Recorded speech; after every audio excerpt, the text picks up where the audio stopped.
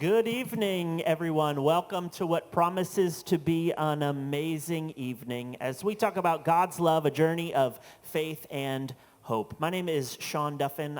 I'm the senior pastor here at Memorial Drive United Methodist Church, and we are absolutely delighted to host this event this evening. And I want to thank you for being here. This is possible because of you. All the organizations represented here tonight are possible. They do their work because they are surrounded by a community that supports them and cheers them on. That's you. Thank you for making this possible tonight.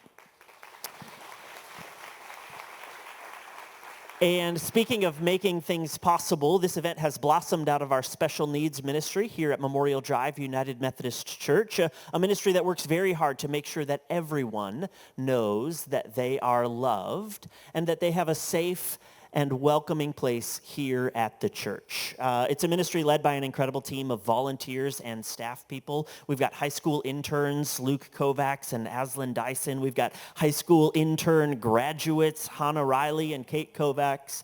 We've got Lizzie Brokaw and Lee Moffett, and our fearless leader, Rachel Walker, the coordinator.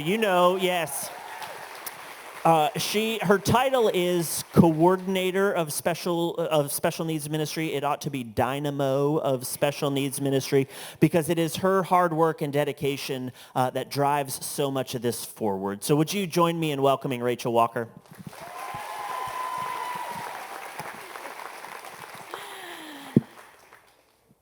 Hello and welcome.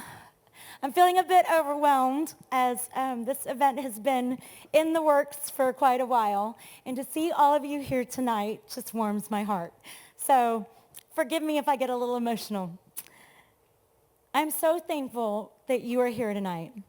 Because of you, we are here to share an evening of inclusion, faith, joy, and love. Thank you to all 47 of our sponsors. Your partnership demonstrates your commitment to building a world where people of all abilities are welcomed, celebrated, and included. And not just in our churches, but in every part of our community. So thank you. Tonight, I am honored to tell you the story of the Special Needs Ministry at Memorial Drive United Methodist Church and share the work of 3 local nonprofits serving our special community: Steel Magnolia Moms, Mikey's Place, and the v-ATPase Alliance, each making a unique and lasting impact on our special community. As we share our stories, I hope that you too will be inspired to walk with us as we work to create a world where all are seen and all are welcome. For more than 20 years, the Special Needs Ministry at MDUMC was led by faithful, dedicated volunteers, many of them special needs parents. Responding to a need in the church community, together they built the foundation on which we stand today. They developed lifelong friendships, celebrated joys, and prayed together in hard times. They shared life and created a small but mighty community rooted in God's love. When I got the call to join the Special Needs Ministry as the Special Needs Ministry coordinator, I specifically remember calling my mom to tell her that the church had called and offered me a job, to which my mother said, "Rachel, it is not the church calling, it is God." I share this because she was right. God was calling, and he had a plan for this ministry. The plan was to grow, to make a space where everybody is welcome, where all abilities are celebrated and included, and can come together in faith and friendship. When I first came alongside the ministry family, we served 18 adults and 9 volunteers served with us. And although it felt small in numbers, it was overflowing with love and faithfulness. This was the beginning of our story, a story that was about to grow in big, big ways. Now, just 3 years later, we serve more than 100 children, teens, and adults, representing over 49 different diagnoses.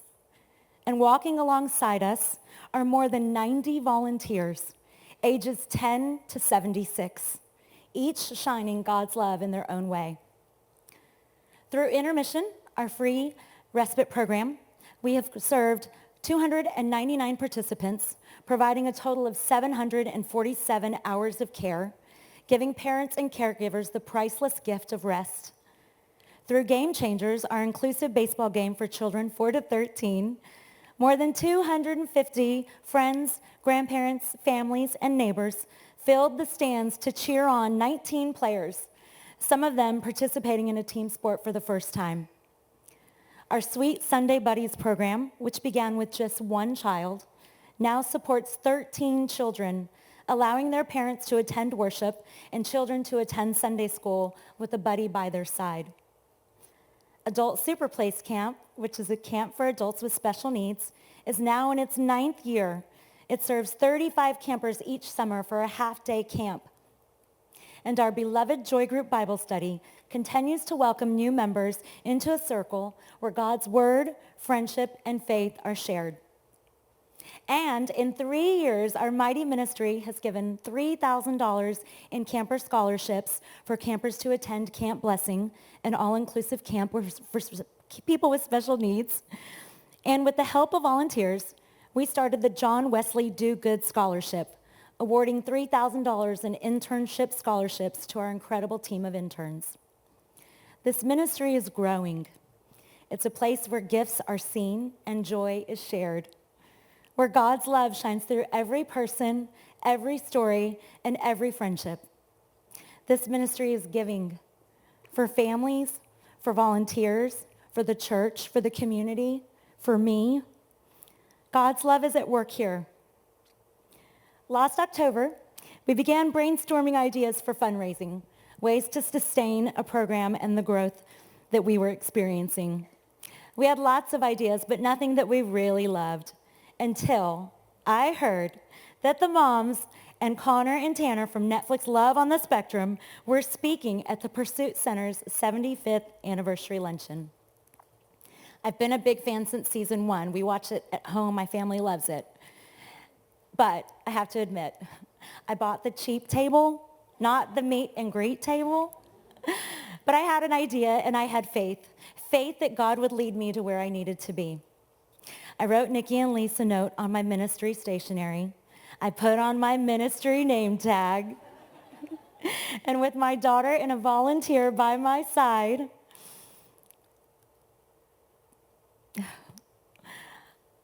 I approached Ashley, the executive director, and she took me right there, and we had our moment. I asked her to pass a note simply to the moms, and instead, we were walking back. On our way back, I kept telling myself, Tanner once said it's okay to be nervous, and Connor likes brunettes. So it made me feel better. I met Tanner first. His smile and contagious joy was enough to make anybody feel at ease. Nikki was speaking to someone else, so I targeted Lise. I only had a few minutes. Lise was very kindly holding a conversation with me, although Connor was having a little shoe issue, socks and shoes that he needed socks for shoes that were rubbing a little bit on his foot.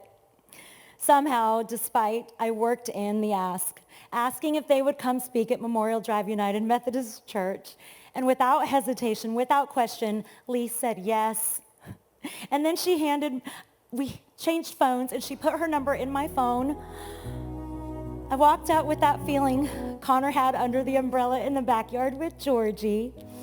A little weak in the knees, a little shaky, filled with excitement about this huge opportunity. Looking back, I know that wasn't by chance. Like my mom said, God is calling. God had a plan, a fundraising plan, a way to sustain a program that I love dearly, and an opportunity to share the good works of 3 amazing women. And that plan led me to find Love on the Spectrum.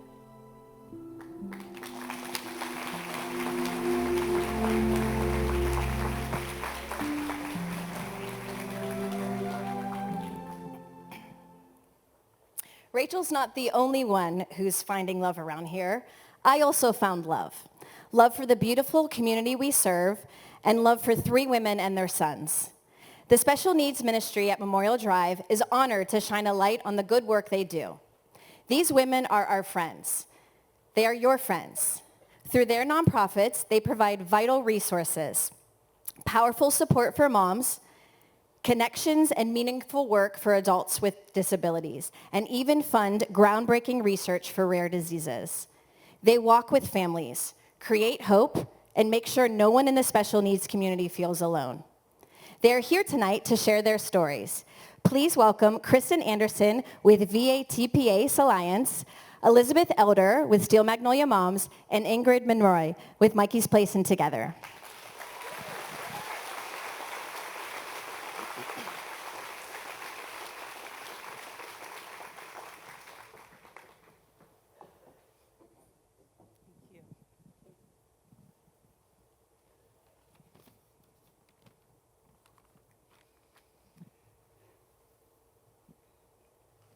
Good evening.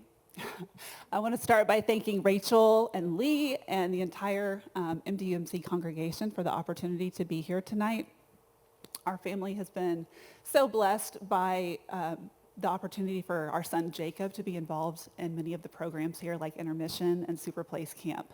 And I just hope that all of you know what a difference it's making in my family and in so many families like mine. My name is Kristin Anderson, and my husband Dave and I live right down the road with our 3 boys. I'm also the co-founder of the v-ATPase Alliance, a nonprofit born out of heartbreak and hope. I'll never forget the day that we finally received a diagnosis for our oldest son, Jacob. For 5 years, we had watched as he had fallen further and further behind his peers. He was unable to talk, he couldn't feed himself, he needed help with every aspect of daily life, and nobody could tell us why. And finally, at 5 years old, we got a diagnosis, a genetic disorder called ATP6B1A encephalopathy. Quite a mouthful. You would think that that day would have brought some relief, some answers, but as it turns out, it was just another lonely day because Jacob was only the 5th known person in the world at the time with that diagnosis. So, as you can imagine, there was absolutely no support group, no organization. Doctors had never heard of this. There was no concerted scientific research effort ongoing. So, being a good millennial, I jumped onto Facebook and did what any other person would do in my position. I started a Facebook group, and I just waited, and I hoped, and I prayed that eventually, someday, some other family would find me. And now here we are 7 years later. We have a 501c3 nonprofit. We have a global community of families. And we have a very strong mission to drive research and ultimately find a cure for these kids. One of the most meaningful parts of my work is getting to connect with other families from around the world, sometimes as far away as Serbia or South America. These families come to us right after receiving a really, really life-changing diagnosis. And I get to be a voice of hope for them. When I am explaining everything that the Alliance is working on and how we're working to help their children, I see the relief in their faces, and I'm just reminded that I'm doing exactly what God has called me to do. I have always prayed that through Jacob's life and the joy that he brings to other people and the work that we're doing at the Alliance, that somehow something good is going to come out of something really hard. Our dream at the Alliance is really simple, that one day, that one day kids with this disorder will have treatments that will allow them to live healthy, joyful lives, and that no family will ever grieve the loss of a child to it. In a world where the unfortunate truth is that curing rare diseases is not profitable for pharmaceutical companies, we parents are doing something really radical. We are stepping in to fill the gaps. We are networking with scientists from all around the world. We're fundraising. We are supporting these families as they grapple with a lifelong road of care for their child. But we certainly cannot do that alone. We need really, really generous support from our communities to make us successful. And we also need communities of faith to stand beside us at the same time. We need children, or people, to look at our children and say, even despite your very, very ultra-rare diagnosis, you were made in God's image, you have value, and you belong here. So, thank you.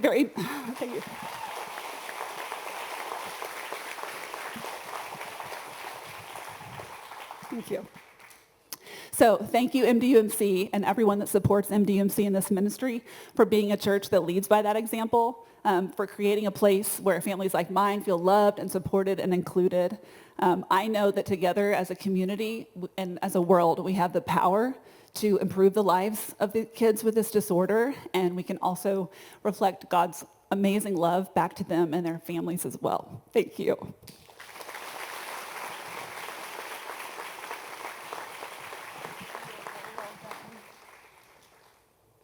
Kristin was actually a founding board member of Steel Magnolia Moms and stayed with us for, I think about 6 years until she was ready to go and start her own wonderful work. So this is a real honor to be standing here, and I want to thank Rachel and Lee and the Special Needs Ministry for this incredible opportunity. I feel like the three of us were very blessed to just kind of show up and ride on their coattails of this wonderful marketing campaign and be the beneficiaries of your generosity. So thank you very, very much.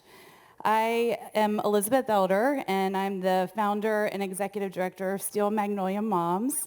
I started it 9 years ago when my two first older children, Annabelle and Blair, they were both born with a rare genetic condition. And I just felt so completely alone as a mom, not having any friends that I could relate to. And so that was kind of the seed that started this beautiful, now blossoming organization. Steel Magnolia Moms started as a small social group for moms raising children with special needs who needed to know that they weren't alone. It then became a passion project, one that not only sustained me as a mom, raising 2 children at the time with special needs, but also one for many other moms who needed something positive to get them out of the home and out of their head. And over the last 9 years, we have created a nonprofit organization that supports over 3,000 moms as we navigate our journeys. Steel Magnolia Moms is dedicated to positively supporting and sharing the joys and challenges of raising a child with special needs by providing services to support mental health, personal wellness, family balance, and community. And we do this through various programs. Our Head to Heart program provides private therapy sessions, a weekly support group, and quarterly lunch and learns led by a mental health professional leading us in a discussion related to raising a child with special needs. Happy Campers is our needs-based program that awards scholarships to kids to attend summer camps. And all the kids are quite literally the happy campers having the time of their lives at summer camp. The families who are receiving much-needed respite are happy campers too. Angels and Butterflies is a new program that guides moms through grief and bereavement. Since I started Steel Magnolia Moms, we have had 7 active members lose their child due to their disease, and I am one of them. And sadly, there will be more. These are just a few of our programs, and then we have our events. Ask any Steel Magnolia mom here tonight, and I bet that they will likely tell you that this is where the magic happens. We love a fun event, and we love even more to make our moms feel special. So we host parties to bring moms together for meaningful connection. Friendship is so important, and having friends who get it truly does make the difference. So we celebrate the wins, and we acknowledge the hard, because raising a child with special needs, it is hard. It comes with fear, guilt, grief, sadness, and at times, darkness. But we are talking about our beautiful children, and so of course, there is also an abundance of joy, love, pride, and endless hope. And nonetheless, it's confusing to process such complicated and conflicting feelings. And again, it's really nice to know that you're not alone and to have a friend. I liken this journey to walking on a rocky road with gorgeous views. It's not going to be a fast walk, It will require some extra effort, and there will be some potholes, some spots that feel more advanced or beyond what you thought you had signed up to do. You will trip, and you may think you will fall or you are not equipped to face the challenge. But that is where God's love comes in. He has given us grit and grace, and he's given us a sisterhood. As a Steel Magnolia mom, you don't have to walk alone. There is a hand to hold on to, and if needed, someone even willing to shine their own light so you can see the darkness and find your footing. And that's when you're able to look up and see the breathtaking view of your child, perfectly made of pure love and light, who is joyfully serving their purpose, changing lives and making the world a better place. And that is a true gift from God. And we are the lucky ones. So thank you so much for supporting us this evening so that we can encourage every mom to look up and see God's love in the face of their child and in the heart of community. Thank you.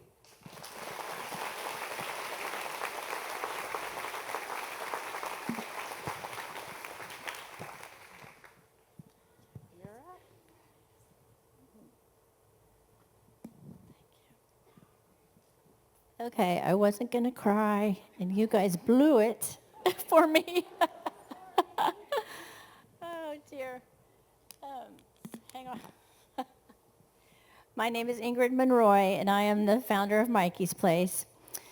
The morning after our only child was born, a doctor came into my hospital room and announced, "I'm sorry, but your baby was moved to the NICU, neonatal ICU, last night. Nurses noticed seizure activity, and further testing has revealed that he had a stroke." Those shocking and heartbreaking words completely changed our lives and left us overwhelmed and filled with uncertainty about our son's future. After learning all we could about pediatric strokes and talking to doctors and other families, we understood that it was going to truly take a village to raise our son. He was going to need help from many medical therapists, specialists and therapists, as well as intensive educational support. Fortunately, we identified a tremendous number of resources. However, the information was overwhelming and unorganized. We searched for the book with all the answers to our questions and services that we were seeking, but none existed. We realized that if our family needed this information in an organized format, so would other families. As a result, Mikey's Place was founded as a nonprofit charitable organization in 2007 with a mission of informing, connecting, and supporting families of children with disabilities throughout Greater Houston. And we serve approximately 400 families annually through our 4 programs. First, with input from parents who had already traveled this road before us, and after many months of research, we created our initial service, Mikey's Guide, which is our comprehensive book of resources designed to support families at every stage of their child's life, from birth through adulthood, and to help parents navigate the complex journey of raising a child with a disability. Mikey's Guide is used not only by parents, but also teachers, social workers, doctors, and therapists across Greater Houston. Mikey's Guide is published biannually in both English and Spanish and is available at Texas Children's Bluebird Circle neurology clinics, as well as United Healthcare Medicaid subscribers. We also offer a campership program to assist families with the cost of sending their child to a specialized summer camp or other enriching summer program. Camps which offer programs to children and teens with disabilities and special health care needs can be extremely costly. And as Elizabeth mentioned, camps offer children the opportunity to be around others like them, to feel part of a community, gain independence and self-confidence, and to make new friends, be loved and accepted for just who they are.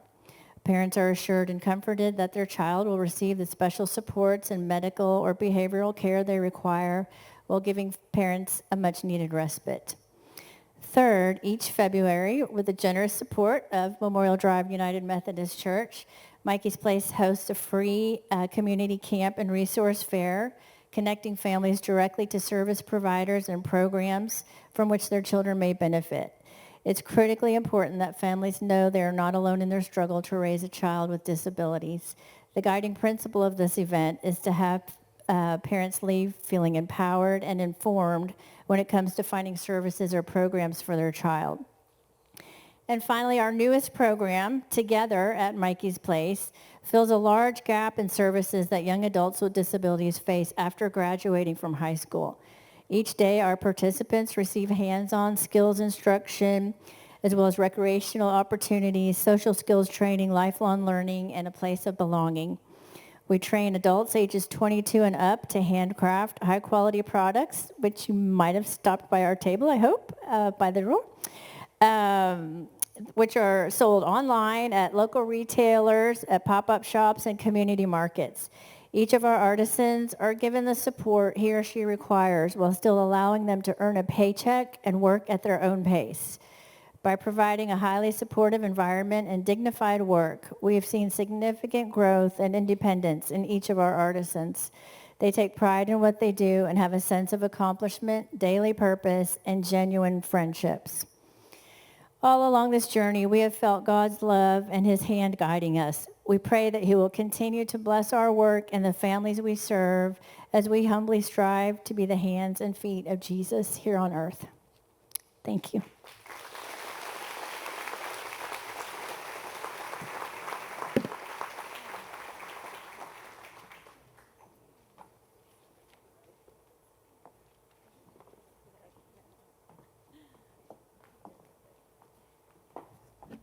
These incredible women have created resources, support systems, and places of belonging. They walk the journey with this community, raising their sons, Mikey, Blair, and Jacob. They are proof that when love leads, lives are transformed. I encourage you to learn more about their work and all the work of our community partners at the tables after the event. And now, it's fun to say that, the moment you've all been waiting for. Our friends from Netflix Love on the Spectrum are paving the way for increased awareness, connectivity, belonging, and change for the neurodiverse community. If you're a fan of the show or the podcast or follow them on social media, then you've certainly seen the impact they have had on the world. They are touching hearts, changing lives, raising awareness, and blazing a trail for neurodiversity. We are beyond excited and truly, truly honored and grateful to welcome our friends. Please join me in welcoming Connor, Tanner, Nikki, and Lise.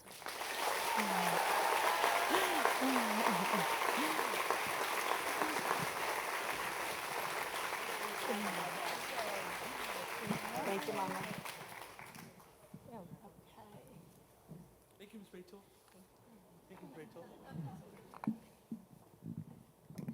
Thank you. Good evening. Good evening, everybody.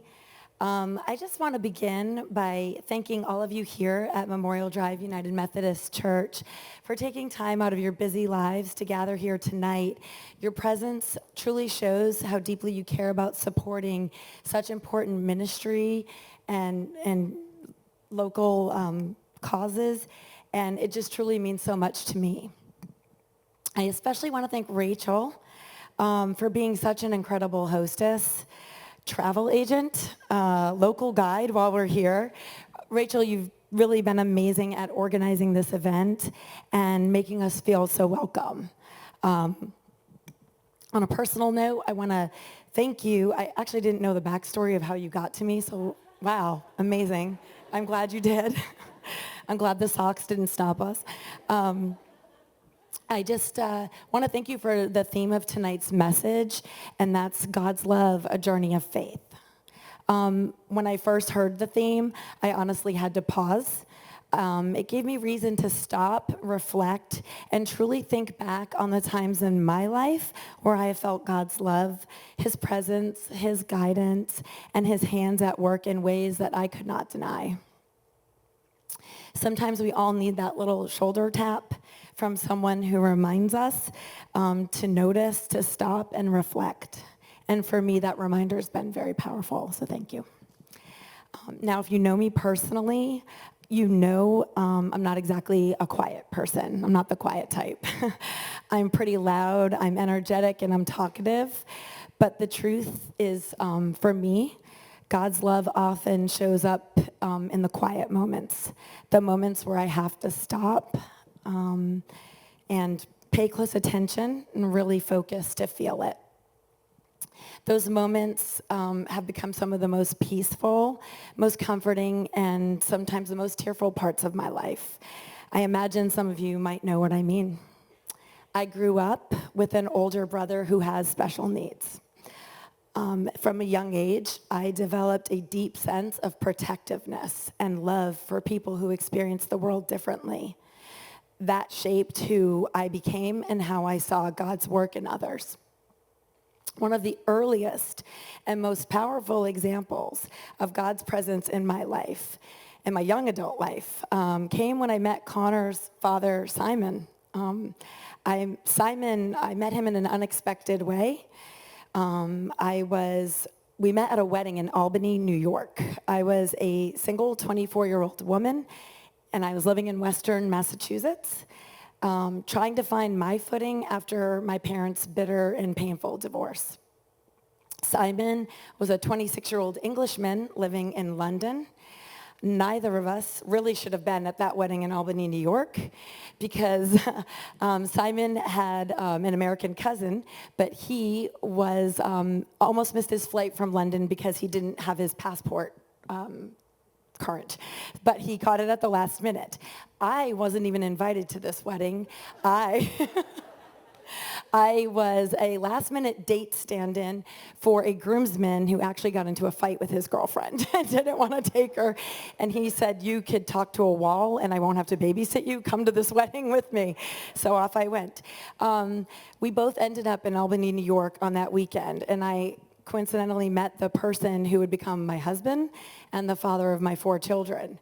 That wasn't a coincidence. That was God's hand at work, placing someone in my path at exactly the right time. We married, we dreamed of a family, and then we were tested very early on. We came to realize that fertility was going to be a struggle. I suffered 6 miscarriages. 6 times I wrestled with questions, doubts, prayers that seemed unanswered. At the time, I was angry, heartbroken, and so confused. But looking back now, I can see God's presence even in that valley. He was teaching me patience, teaching me to surrender, preparing me for the blessings that would arrive in his time, not mine. And in March of 1999, my first son, Connor, was born. And in time, God blessed us with 3 more beautiful children, Anna, Ben, and Jack. Here's a fun fact about me. Before I was a mom, I worked at the New England Center for Autism, which was the New England Center for Children. I was a snot-nosed, know-it-all college graduate who didn't have any kids, but I knew everything. And I was a preschool teacher working with young children newly diagnosed with autism. I loved my job. I loved my students. I loved supporting their parents. Never in a million years did I imagine that just a few years later, I would hear the same diagnosis for my own child. When Connor was diagnosed with autism, I'll be honest, I wasn't at peace. I was angry, I was scared, and I was overwhelmed. I knew what it meant. And one day, in a moment that I'm not really proud of, I was lamenting to a friend, why me? Didn't I already give enough? I worked in this field. I worked with these families. Why me? Why would God do this to my family and my son? And my friend looked me square in the eye, and she said, why not you? Who better?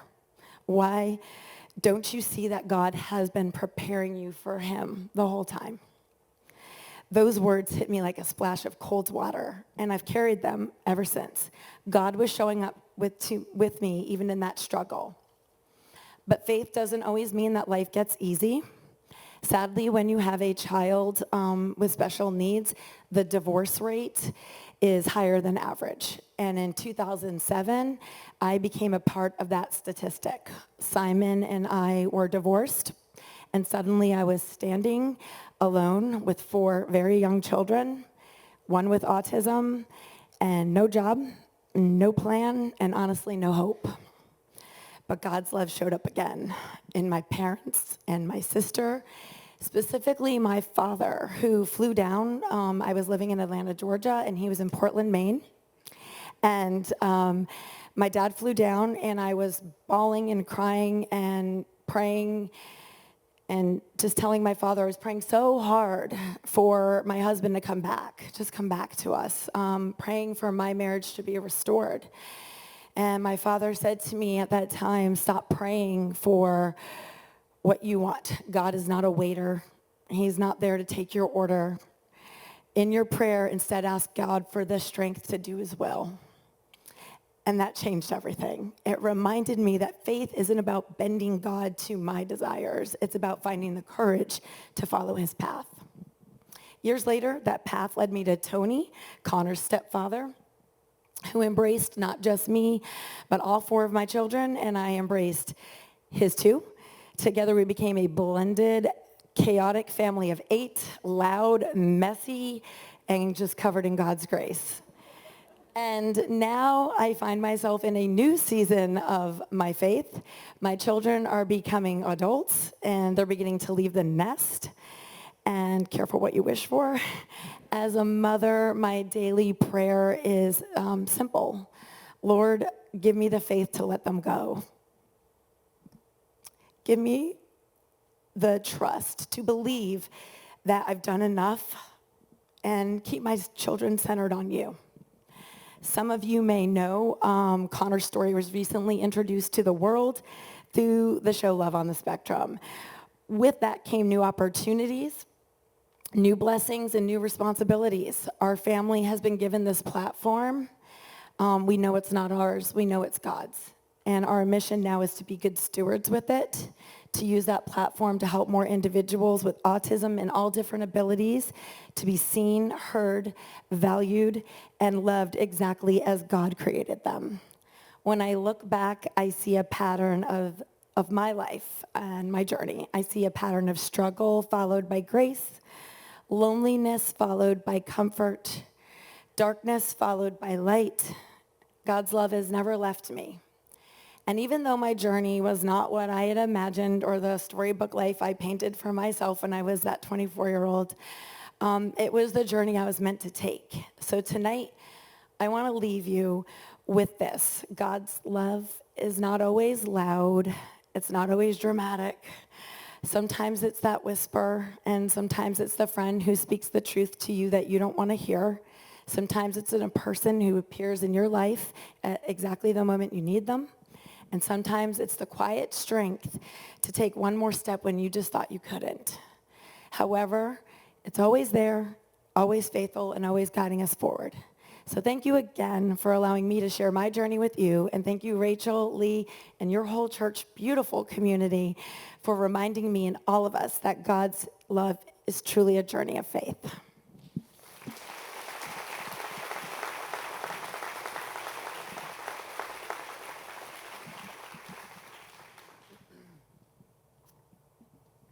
Good evening, everyone.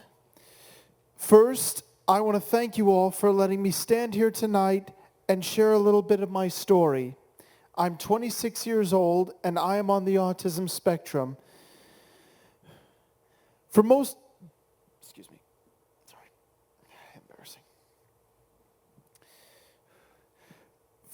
of my life, I've been asking questions about God, about myself, and why God made me the way that I am.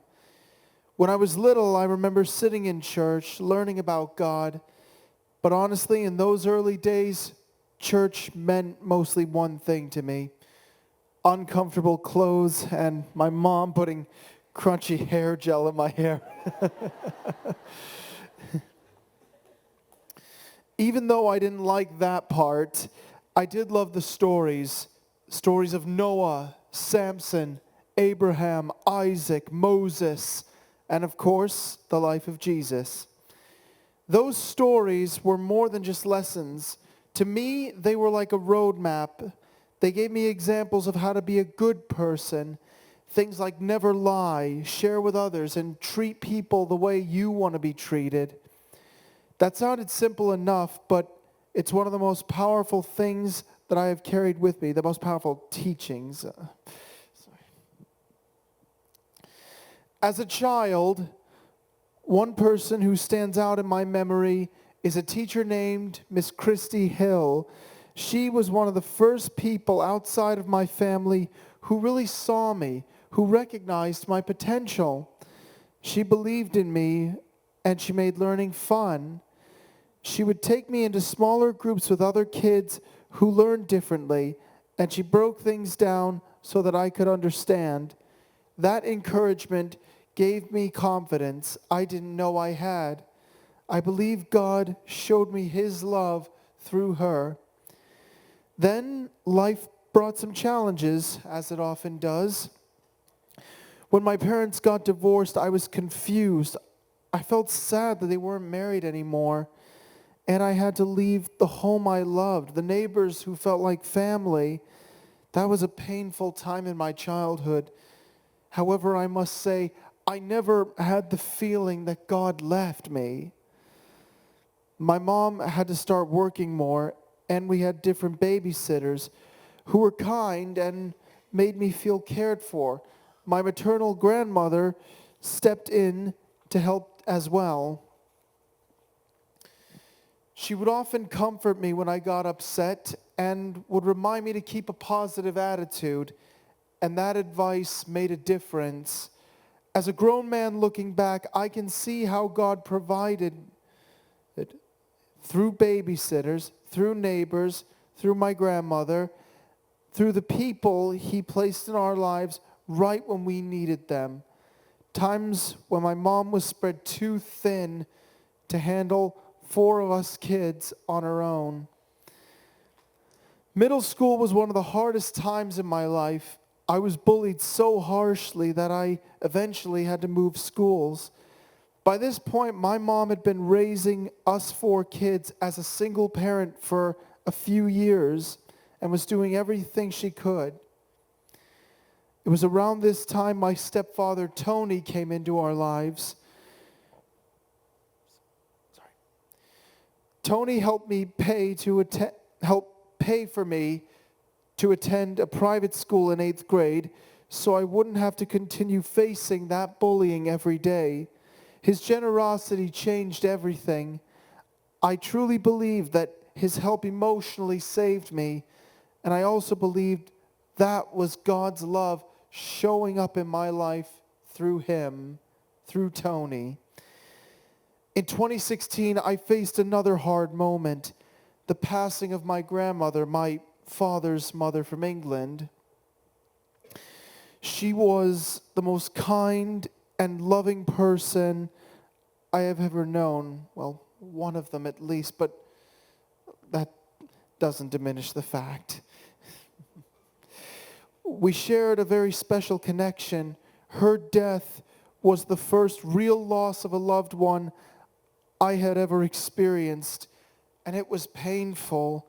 I prayed for strength during that time, and I believe God gave me comfort through the time I got to spend with my extended family in England. We sat together, shared memories of her, told stories, sang some of her favorite songs. We laughed and we cried. God's love showing up through the gift of my family. It dawned on me then, when you truly love someone, they never leave you. They live on in your heart and mind forever.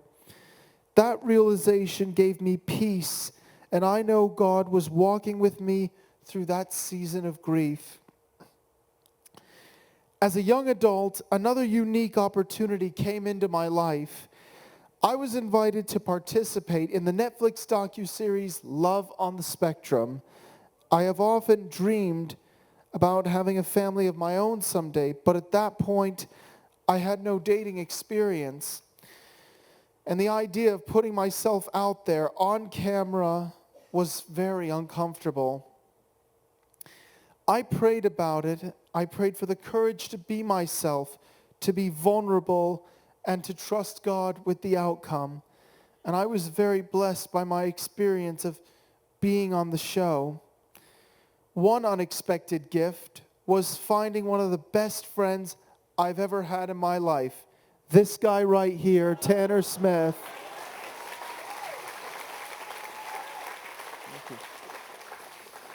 I had no idea when I set out to find romance and the love of a woman, I would also find a true friend. I believe Tanner being in my life is a gift from God. You're welcome, man. The experience was challenging, but it was also rewarding. It reminded me that God doesn't want us to live in fear. He wants us to step forward, even when it's scary, because that's how we grow. I still find myself on that journey of getting comfortable with being uncomfortable and creating the future I dream about. However, I know that God is with me in that as well. During my little over a quarter century here on earth, I see God's love woven into every chapter. He showed up through my teachers who believed in me. He showed up through my mom's strength and my grandmother's wisdom and my stepfather's kindness. He showed up through memories of comfort in grief and through opportunities that stretched me out of my comfort zone. There were times I questioned him. Why did you make me this way? Why did you make my life so challenging at times? But the older I get, I realize that God made me exactly how he intended, on purpose and for a purpose. Being on the autism spectrum is not a mistake. It is part of my story, and through it, I've been able to experience God's love in unique ways. As you leave here tonight, please remember this: God's love is real. And if you look back on your own life, you will see that too. In the big moments and the small ones, in the victories and losses, in the people he has placed around you.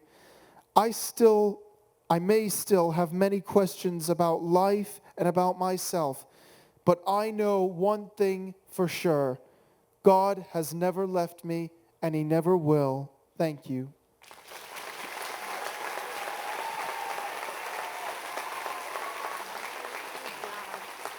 Good job, bud. I'm up.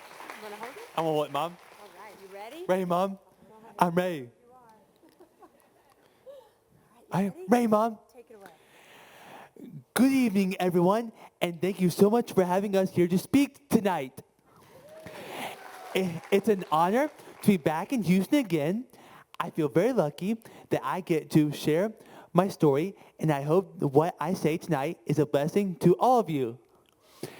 Our theme tonight is God's love, a journey of faith and joy, and that sure has been true in my life. I believe the reason I have been able to spread so much joy is because of God's faithfulness when I was younger and things were much harder than they are now. Even during the hardest years, He was paving the way for me and providing for my every need. Most of you probably know me because I was a cast member on season 2 and 3 on Love on Spectrum, or maybe from my social media, which has gotten pretty large since my appearance on the show. I know I am a very lucky guy that the show came into my life, but my life has not always looked like it does now. When I was a little boy, my autism diagnosis meant that life was more complex for me, and I was faced with a lot of challenges. I was diagnosed when I was 4 years old, and because of the way my autism presented, I was not able to attend the same school as my siblings. I did not like loud noises. I had trouble understanding the teachers. I had very intense interests, and I also had a lot of stims and trouble staying regulated. Because of all of this, we had to do several different school settings over the years before we found the right ones for me. Figuring out how you learn and how your body is wired is not an easy thing, but during the years we were searching for answers, God was always faithful to us. I had some amazing therapists who were like big sisters to me. Their names were Miss Melissa, Renee, Heather, and Olivia. They never gave up on me and always believed in me no matter how hard things got. I also had some amazing teachers, especially in 3rd and 4th grade. Their names were Miss Jessica and Miss Kim. Those ladies prayed for me, took lots of extra time to help me learn, and worked closely with my mom so I could be successful. I believe that God sent exactly the right people at exactly the right time to help me be the best I could possibly be. If it were not for God's faithfulness and sending those ladies into my life, I don't know if I'd be standing here speaking to you today. When I got a bit older and it was time to go to middle school, we finally found a school setting that was right for me. I went to a school that was 45 minutes from my home, so that was a hard adjustment to have to travel and to and from school every day.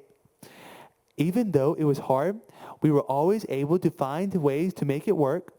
Every year, my mom would worry about how we were going to figure out the driving, and every year, the perfect person would come along to either carpool or help me with the driving so my mom could take care of my siblings. I had wonderful teachers at that school, and they really pushed me to be my best and figured out how to help me learn and do my best in school. Again, God was faithful. God was faithful in leading us to that school, and every year we were able to make it work. During the high school, I had another unexpected blessing because I had a lot of sensory issues. Most sports were not a fit of me. I tried to basketball, but the buzzers were too loud and the game moved too quickly for me. I had a coach who suggested I try cross-country running. I used to be a really big guy, and I never really done any running, so we had never even thought about that sport as an option for me. But yet again, God was faithful, and I was encouraged to try something expected and new, and it turned out to be a huge blessing for me. I loved running and learned so much about how hard working and pushing yourself. I also loved running and learned. I also proved to myself that I could do hard things and made some really good friendships that I still have this day. That I will always be grateful for God's faithfulness in leading me to a new and unexpected activity that ended up being a very positive thing in my life. I graduated high school in 2017 and took a year off to have jobs and learn to be more independent. That year was full of God's faithfulness, so much learning, and also a bunch of joy. I was lucky enough to have my mom's girlfriend, Mr. John, as my girlfriend, my friend. I was lucky enough to have my mom's friend, Mr. John, as my vocational rehab counselor, and he was awesome. Another example of God sending the perfect person at the perfect time. I had 2 jobs that year at Chick-fil-A and at Cornerstone Cafe, the deli at my church. I learned a lot about being a good worker and met so many amazing people. I will always be so grateful being a good to those 2 businesses for taking a chance in hiring me and letting me work for those 2 businesses for work for them. That year was also preparing me. That year was also preparing me for what was coming next, Clemson Life. I was accepted into and started at Clemson Life in the fall of 2018, and it was definitely another sign of God's faithfulness to me that I got in that program. My 4 years at Clemson taught me independence and living skills, gave me lots of job training, and the opportunity to make friends and live the college life. It was so much fun. I have memories and experiences from my time at Clemson that I will treasure forever. Isn't it God so good? Isn't God so good? But wait, you know that verse, now unto him that can do exceedingly and apparently more than we can ask or imagine. Well, he sure did as my time as a student was winding up. Here is what happened. The same year that I graduated, the Shepherd Hotel opened in Clemson. The Shepherd is a beautiful hotel and restaurant that employs 30,000 30% with the different abilities, and I was there, and I was their first hire. I still work there this day, and I am so proud of my job. That I work with amazing people who teach me things every day, and my bosses do a lot of things to make my job more accessible for me. At the Shepherd, there are employees with autism like me, Down syndrome, Williams syndrome, apraxia, learning disabilities, you name it. It's probably there again, isn't it? So God's so good. Not only did I get to go to Clemson and have a fantastic 4 years as a student, I also ended up getting a job there and am able to live independently in my own apartment. I get so much joy from the people in Clemson. I love that it's a college town, that there is always something fun going on. I have two great churches like I attend to. So God was incredibly faithful in getting me to adulthood through love and support from my family, great therapists, amazing teachers, school settings, a sport that worked, a college program, and then finally a good job. That my parents and I are so thankful for all of it, and it definitely was a lot of victories and hard work paid off. But our God does like to outdo himself, doesn't he? In 2024, we definitely saw the following scriptures fulfilled in my life. Romans 8:28 says, and we know that for those who love God, all things work together for good, for those who are called according to his purpose. And 2 Corinthians 12:9 says, my grace is sufficient for you, for my power is made perfect in weakness.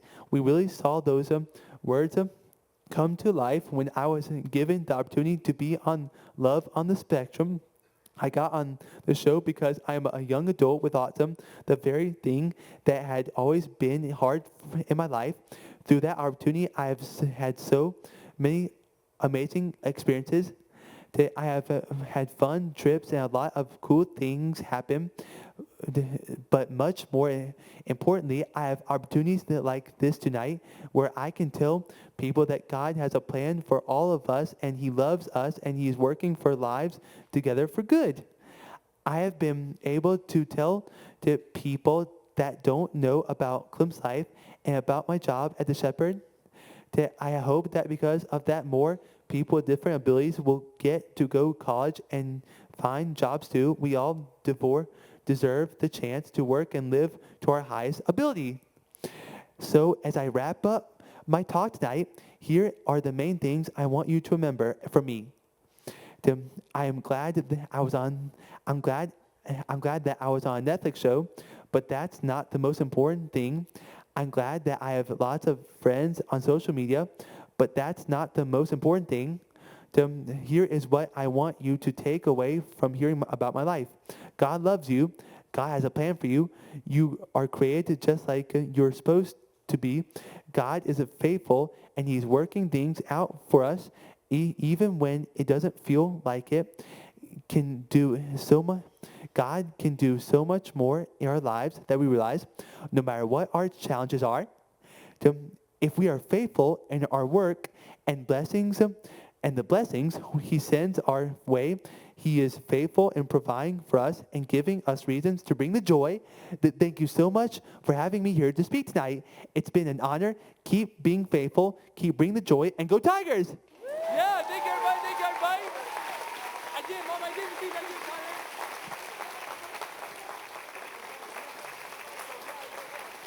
We never lack for enthusiasm around here. Good job, Tanner. Well, y'all, thank you so much for having us back to Houston. I had only been to Texas once in my life before the year 2025, and this is now my 4th visit in this calendar year. And the whole time I've been here, country music lyrics have been running through my mind. God blessed Texas with his own hand, brought down angels from the promised land. And I am going to go back to South Carolina and tell them all that that is true. Y'all are wonderful. The best hosts. We have had so much fun. I've been to Austin twice now and Houston twice, and y'all are just the nicest people. Thank you so much for the warm welcome. And I would be very remiss if I didn't say to Rachel Walker, you are the hostess with the mostest. You are incredible. Wow. She's amazing. The organization, the multitasking, I want her to come in and run my home for me. So she's truly been just a delight. And the other thing I want to say before I say the words that are on this paper is, as I walk up here tonight and Tanner puts the microphone in my hand, I feel really humbled. We've been here 24 hours, and the stories I've heard and the moms that I've met will make me cry. And moms I've met on social media. Y'all are the amazing ones. Lisa and I have learned so much from you. And I am humbled and I am honored to be up here talking, but nothing I have experienced holds a candle to what some of you carry every day.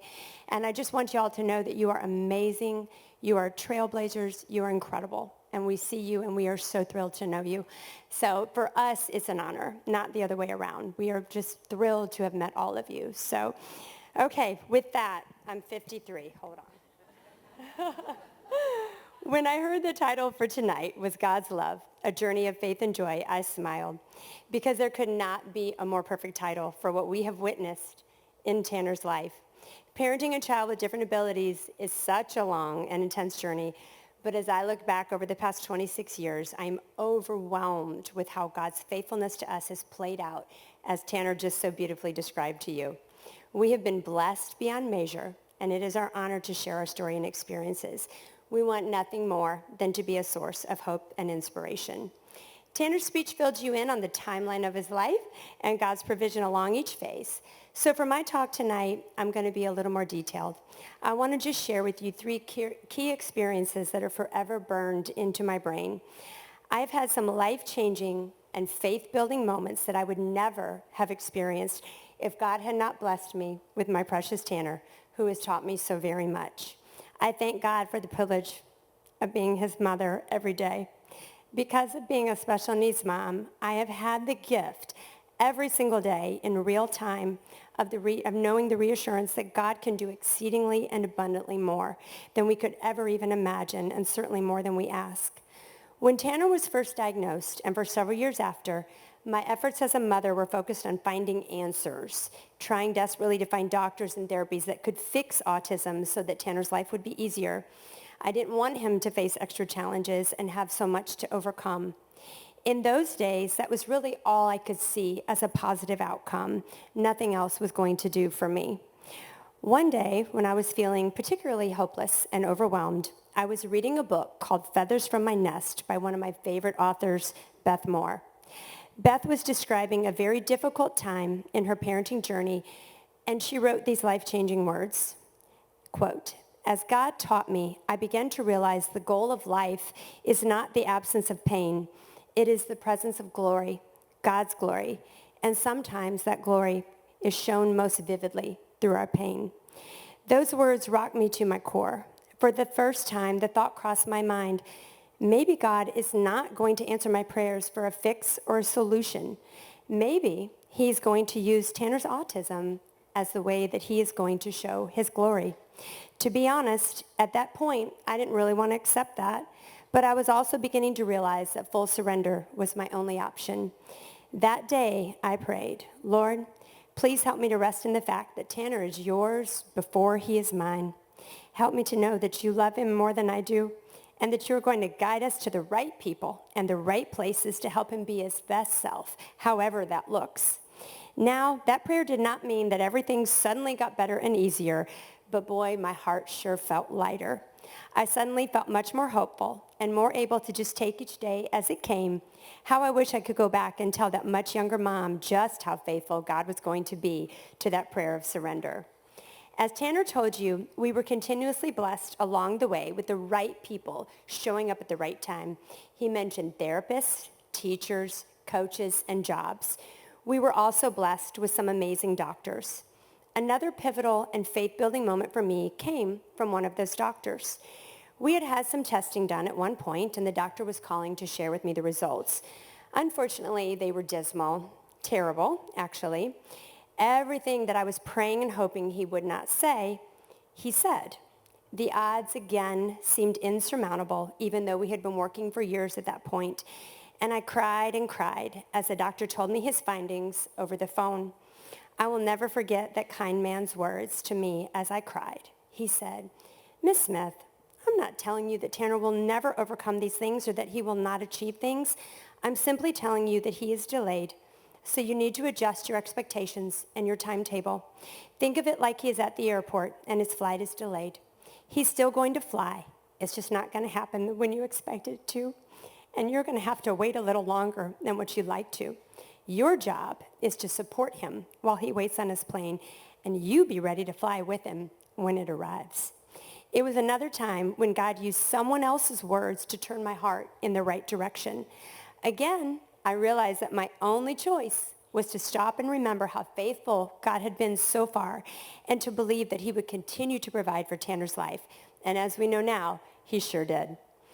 The last pivotal moment I want to share with you tonight stands out in my mind as God giving us a little teaser to all the amazing things that were going to come into Tanner's life in the later years to come.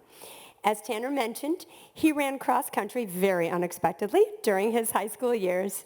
That sport is full of so many amazing memories for us, and I love to look back at the pictures. At one point, though, we were going through a little hard time, and I was feeling a little defeated and frustrated with some lack of progress and some setbacks.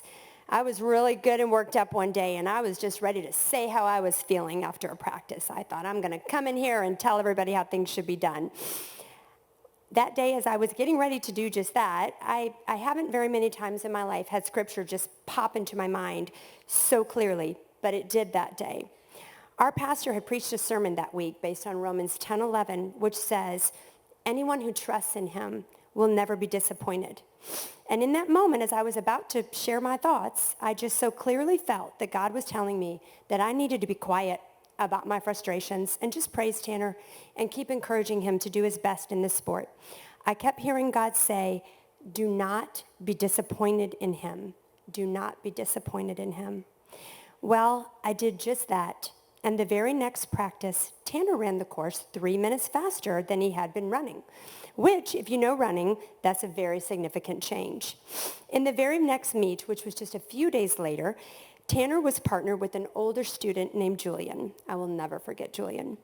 I was chatting with Julian before the race and encouraging him and cheering them on and saying, "Ooh, I hope you and Tanner can hit." And I threw out some certain time mark for the race. And Julian looked at me like I was crazy.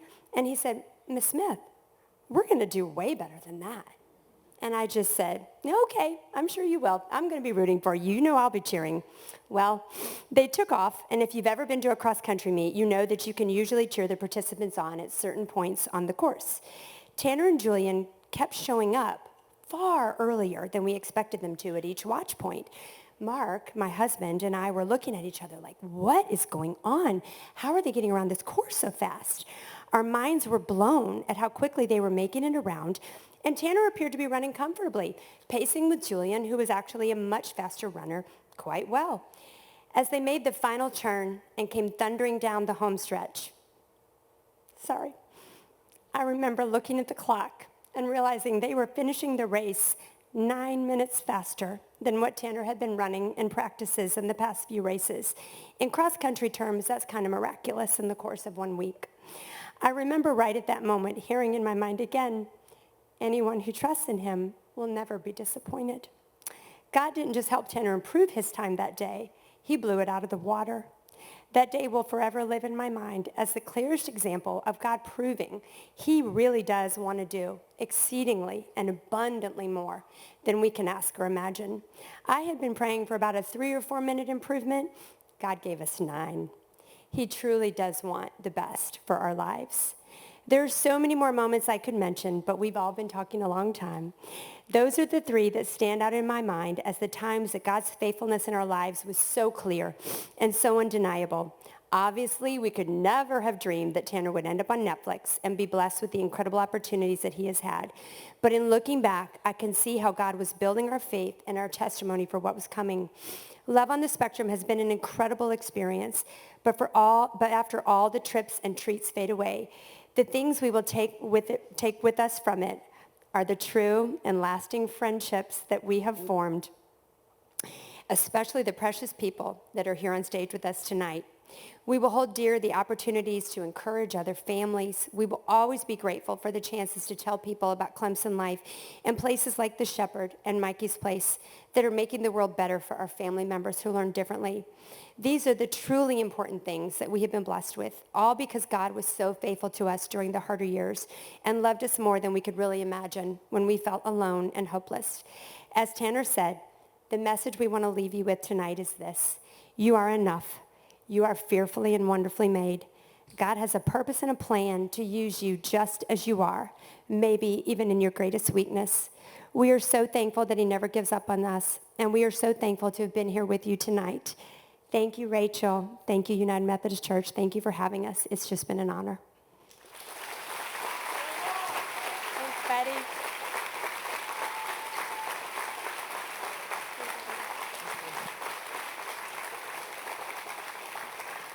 Wow. Yeah, let's stand up and give them a round of applause. That was so amazing. Thank you, guys.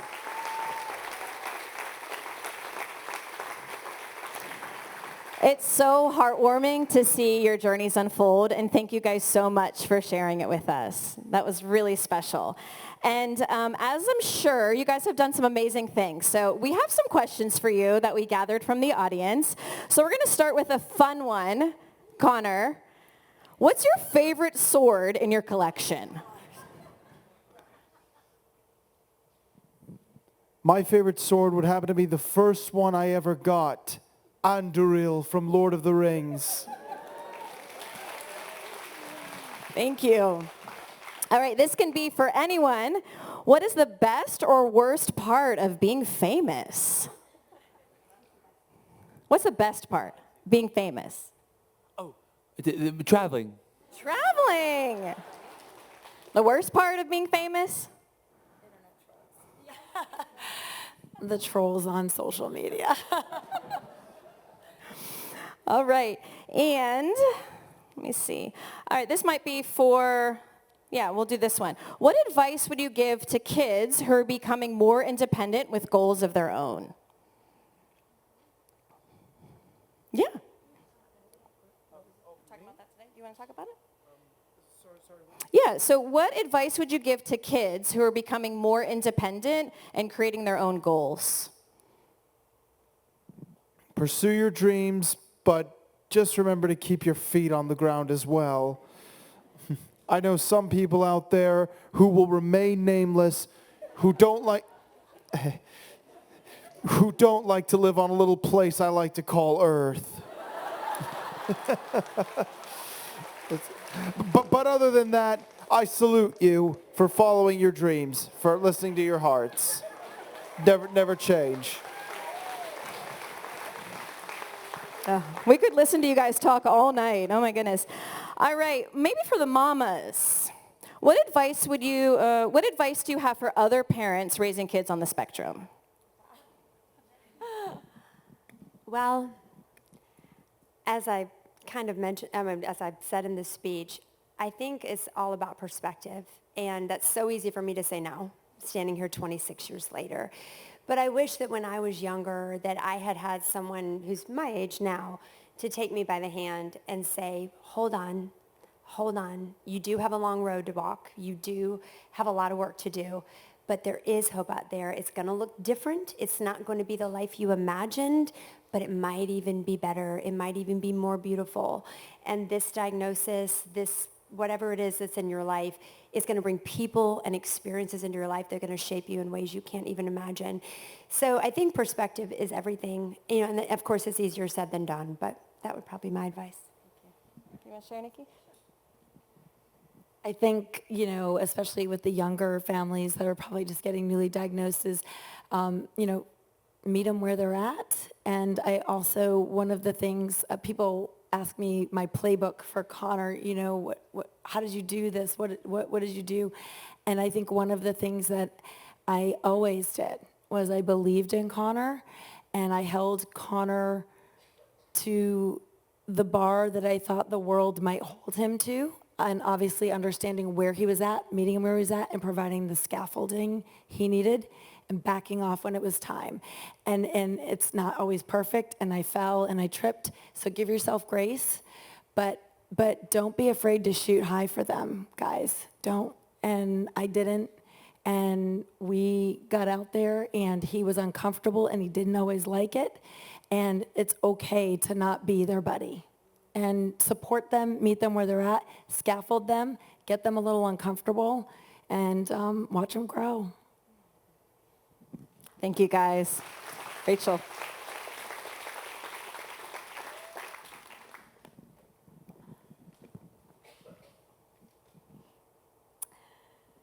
To our sponsors, our volunteers, our community partners, and to each of you here tonight, thank you, thank you, thank you.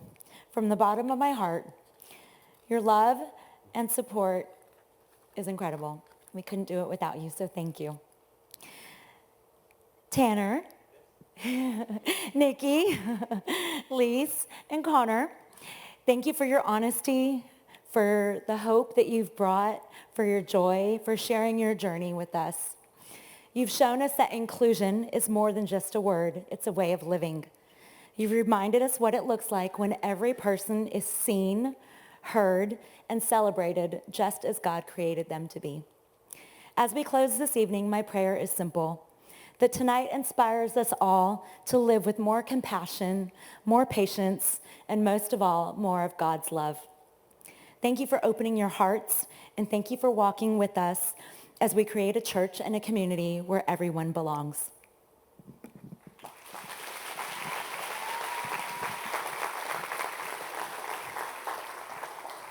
What a gift you all have been to us tonight. Thank you so much for being here, and thank you all for being here tonight.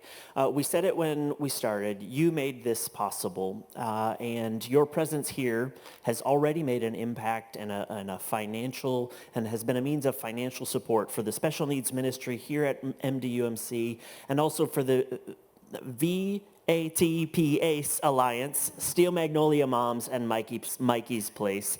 And in your program, there are QR codes for each one of these organizations. If one of them has spoken particularly to you tonight, if one of them has tugged a bit on your heartstrings, scan that QR code, and when you do, it'll take you to a link where you can give online right now. I encourage you to do that before you leave tonight. Each one of these organizations is empowered by the financial generosity of the people in our community. That's you. So this is your invitation to give more than you thought you would, to give more than you ever imagined you might, so that MDUMC's Special Needs Ministry, so that v-ATPase Alliance, so that Mikey's Place, so that Steel Magnolia Moms can keep on providing places of welcome and support and love for people in our community. So do that tonight. And before we go, let me offer a word of blessing for our speakers and for you. Let's pray. God of us all, we are grateful for your sustaining presence in our world, for stories of grace that abounds and love that binds us together. We're grateful for Connor, Tanner, Lise, and Nikki, and for their willingness to share their stories with us tonight. We pray that you will continue to encourage and equip them to keep on offering themselves in service and love to others. And we pray that you would strengthen us, O God, to be your agents of your love and grace and kindness and compassion in every place we go. Amen. Thank you all. Have a great evening.